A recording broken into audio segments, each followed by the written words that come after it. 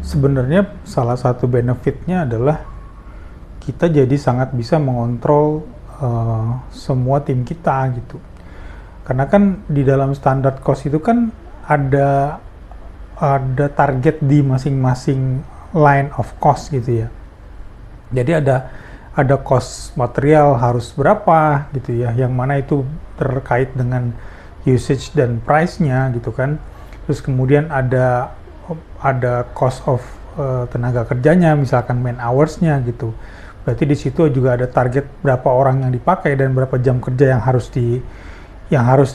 yang boleh dipakai untuk menyelesaikan finish good itu gitu. Kemudian di situ juga ada overhead cost yang mungkin ada yang pemakaian utilitiesnya gitu ya, pemakaian kalau ruangan ya misalkan sewa ruangannya misalkan, atau mungkin ya di pabrik kayak misalkan bahan kemasnya gitu ya,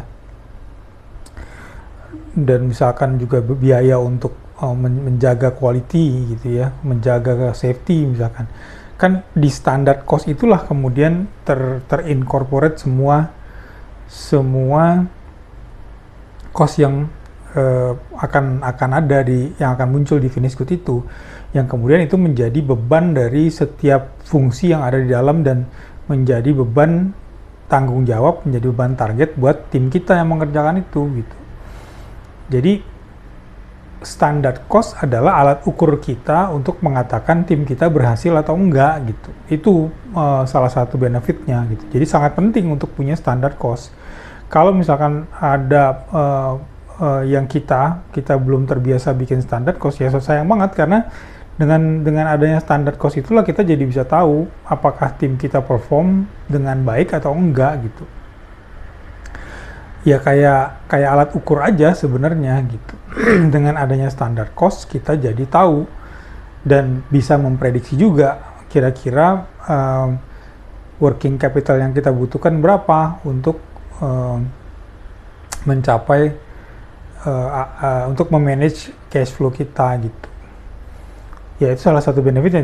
Selain dari itu memang banyak juga benefitnya standard cost ya, cuman yang kalau melihatnya dari sisi performance tim ya itu menjadi tools yang sangat penting gitu. Karena bisa jadi juga ketika sudah di set standard cost-nya ternyata pencapaian aktualnya lebih bagus misalkan. Nah kalau lebih bagus terus apa yang harus dilakukan? Kalau lebih bagus berarti ya standarnya kemarin terlalu rendah, berarti harus ditinggikan standarnya gitu. Atau sebaliknya, kalau aktualnya ternyata lebih rendah, ada apa gitu ya? Apakah kita terlalu tinggi ngambil standarnya atau memang tim kita nggak perform gitu? Memang ada hal-hal yang memang tidak baik berjalan gitu. Jadi ya lihatnya mungkin kayak standar cost itu sebagai alat ukur aja gitu.